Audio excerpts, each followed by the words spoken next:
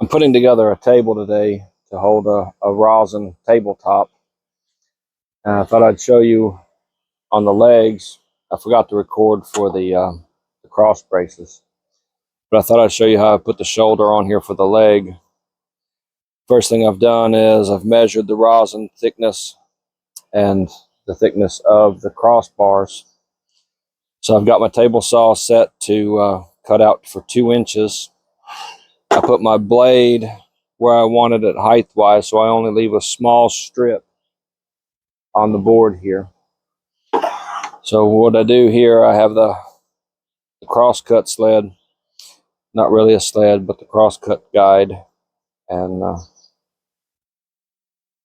it's set at 2 inches, so I start at the 2-inch mark, and then what I'll do is I'll slowly move the board back, making multiple cuts until I get all that wood taken out.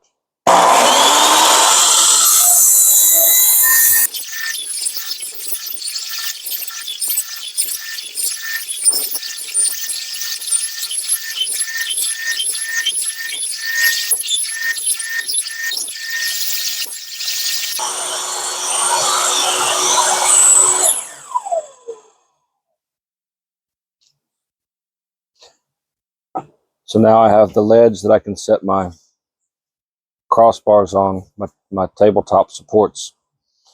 They'll go in here, and part of this will stick up and go up the side of the rosin table, but it doesn't stick above the top of the table. And that is how I do that.